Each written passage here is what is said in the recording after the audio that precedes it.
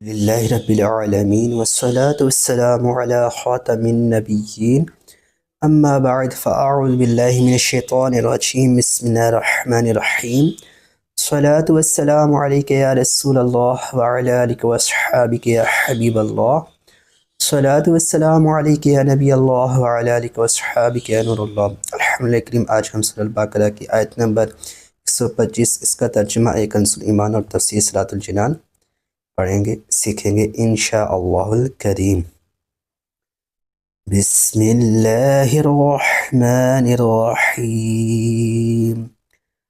وَإِذْ جَعَلْنَا الْبَيْتَ مَثَابَةً لِلنَّاسِ وَأَمْنًا وَاتَّخِذُوا مِن مَّقَامِ إِبْرَاهِيمَ مُصَلًّى وَعَهِدْنَا إِلَىٰ إِبْرَاهِيمَ وَإِسْمَاعِيلَ أَن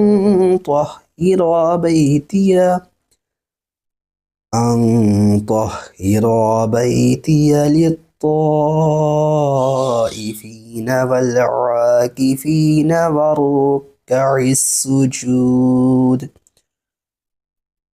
ترجمہ کنز ایمان۔ اور یاد کرو جب ہم نے اس گھر کو لوگوں کے لیے مرجع اور امان بنایا، اور ابراہیم کے کھڑے ہونے کی جگہ کو نماز کا مقام بناؤ، اور ہم نے تاکید فرمائی ابراہیم اور اسماعیل کو کہ میرا گھر خوب ستھرا کرو، طواف والوں اور اعتکاف والوں اور رکوع و سجود والوں کے لیے۔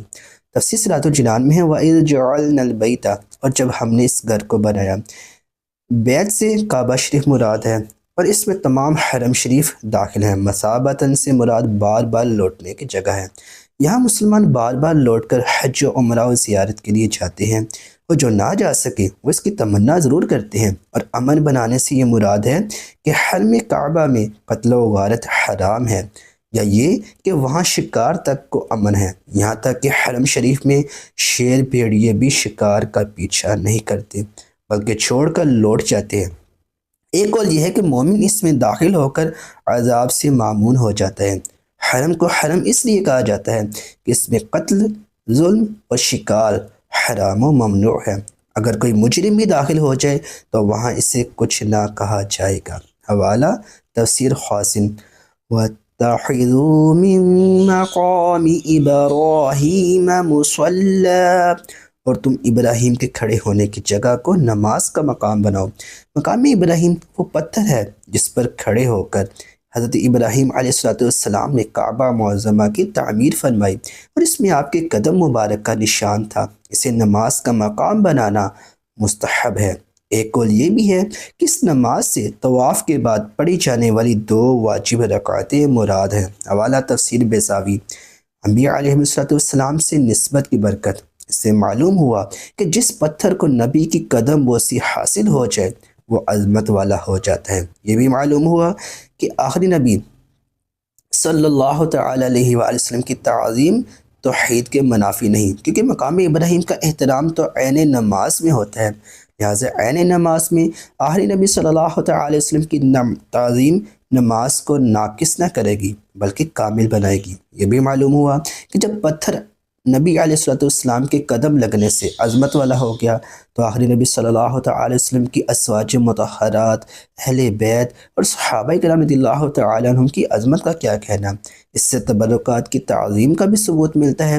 بزرگان دین کے آثار و تبرکات کی تعظیم اور ان کی زیارت کے سلسلے میں تفصیل جاننے کے لیے فتاوی رضویہ کی 21ویں جلد میں موجود رسالہ بدر الانوار فی آداب الآثار تبرکات کے بارے میں مفید رسالہ کا مطالعہ فرمائیں۔ ان طاہرا، کہ پاک صاف رکھو۔ حضرت ابراہیم اور حضرت اسماعیل علیہ السلام کو بیت اللہ شریف کو پاک و صاف رکھنے کا حکم دیا گیا۔ اس سے معلوم ہوا کہ خانہ کعبہ اور مسجد حرام شریف کو حاجیوں، عمرہ کرنے والوں، طواف کرنے والوں، اعتکاف کرنے والوں اور نمازیوں کے لیے پاک صاف رکھا جائے۔ یہی حکم مسجدوں کو پاک و صاف رکھنے کا ہے، وہاں گندگی اور بدبودار چیز نہ لائی جائے۔ یہ سنت انبیاء ہے۔ یہ بھی معلوم ہوا کہ اعتکاف عبادت ہے اور گزشتہ امتوں میں رائج تھا، اس پچھلی امتوں کی نمازوں میں رکوع سجود دونوں تھے۔ یہ بھی معلوم ہوا کہ مسجدوں کا متولی ہونا چاہیے اور متولی صالح انسان یعنی نیک انسان اور مسجد کی صحیح خدمت کرنے والا ہو۔ صلو علی الحبیب صلی اللہ علیہ محمد صلی اللہ علیہ وسلم۔